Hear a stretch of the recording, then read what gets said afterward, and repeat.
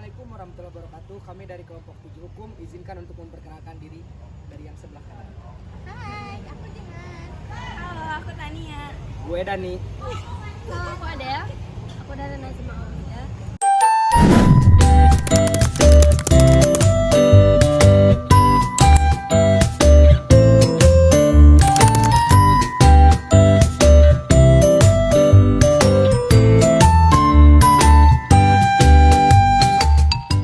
Topik yang dibahas yaitu maraknya pinjol ilegal. Maraknya praktik pinjaman online ilegal disebabkan oleh lemahnya regulasi baik dari sistem pengawasan hingga penegakan hukum terhadap perusahaan yang curang. Hal ini menimbulkan resiko bagi masyarakat yang menggunakan layanan pinjaman online ilegal. Pinjaman online atau sering juga disebut dengan pinjol yaitu pinjaman yang dapat diakses secara daring melalui platform digital. Pinjol juga memungkinkan individu untuk mengajukan pinjaman secara cepat dan mudah tanpa harus mengunjungi kantor fisik secara langsung. Biasanya, pinjol menawarkan proses pengajuan yang sederhana, persyaratan yang lebih fleksibel, dan pencairan dana yang cepat. Meskipun pinjol memberikan kemudahan dalam mendapatkan dana, namun perlu diingat bahwa pinjol yang tidak bijaksana dapat menimbulkan resiko seperti bunga tinggi, utang yang membengkak, dan terjerat dalam jerat utang yang sulit untuk diselesaikan. Oleh karena itu, penting bagi individu untuk memahami dan mempertimbangkan dengan cermat sebelum menggunakan layanan pinjaman online. Otoritas Jasa Keuangan atau OJK mengungkap terdapat 18,07 juta masyarakat menjadi peminjam aktif di platform finansial teknologi peer-to-peer lending atau pinjaman online. Dampak pinjaman online seringkali memiliki tingkat bunga dan biaya keterlambatan yang tinggi. Jika gagal membayar tepat waktu, biaya tambahan dapat menumpuk dengan cepat, membuat jumlah hutang semakin besar.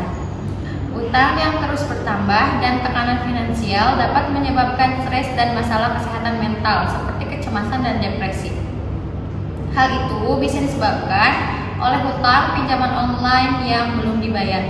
Akhirnya stres berkepanjangan hingga membuat kesehatan mental terganggu. Masalah keuangan seringkali mempengaruhi hubungan sosial. Seseorang mungkin merasa malu atau terpaksa menyembunyikan masalah keuangan mereka dari keluarga dan teman-teman. Hutang yang terus bertambah dapat menghambat kemampuan seseorang untuk mencapai tujuan keuangan jangka panjang seperti membeli rumah, pendidikan, atau pensiun yang nyaman. Faktor-faktor yang menyebabkan masyarakat terjerat pinjol yaitu yang pertama, kemudahan teknologi. Yang kedua, kebutuhan mendesak. Yang ketiga, gaya hidup hedonisme. Yang keempat, manajemen keuangan yang rendah. Yang kelima, terlalu konsumtif. Berikut adalah beberapa saran untuk melakukan pinjaman online. Yang pertama, membuat anggaran keuangan. Buatlah anggaran keuangan yang jelas dan disiplin dalam mengelola keuangan Anda. Dengan memiliki anggaran yang terencana, Anda dapat mengontrol pengeluaran dan menghindari kebutuhan mendesak yang memicu untuk melakukan pinjol. Kemudian, prioritaskan kebutuhan penting. Selalu prioritaskan kebutuhan penting seperti kebutuhan pokok, pendidikan, dan kesehatan sebelum mempertimbangkan keinginan atau kebutuhan yang bersifat konsumtif. Menurut pendapat dosen, beliau setuju bahwa pinjaman online memudahkan akses keuangan untuk kebutuhan pendidikan mahasiswa karena memberikan kemudahan pada mahasiswa yang membutuhkan dana cepat untuk membayar kepentingan kampus. Namun, perlu diingat untuk menggunakannya dengan bijak agar tidak terjerat lingkaran pinjol ilegal. Masyarakat berpesan, dalam era digital ini, pinjaman online telah menjadi pilihan yang mudah dan cepat untuk memenuhi kebutuhan finansial.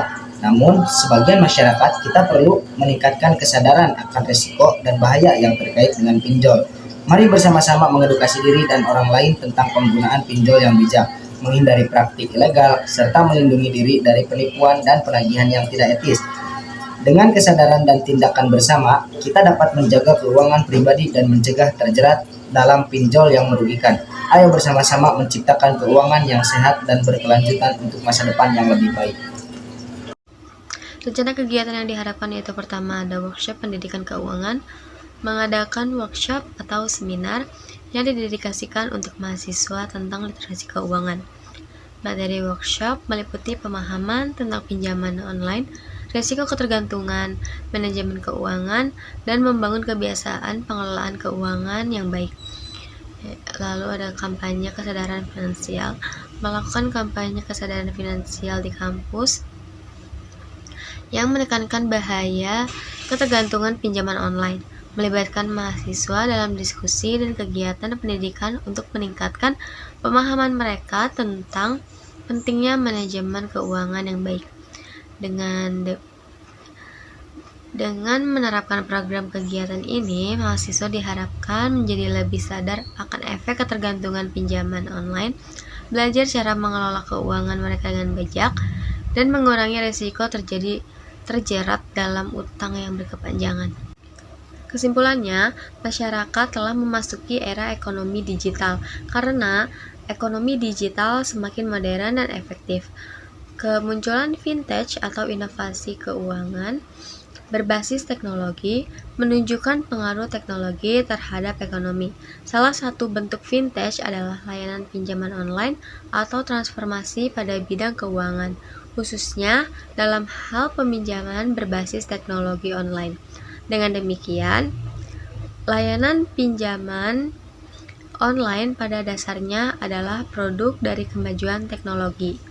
Mahasiswa menggunakan layanan jasa pinjaman online didasari karena layanan pinjaman online mempermudah tunggakan biaya yang lumayan dikeluarkan oleh mahasiswa.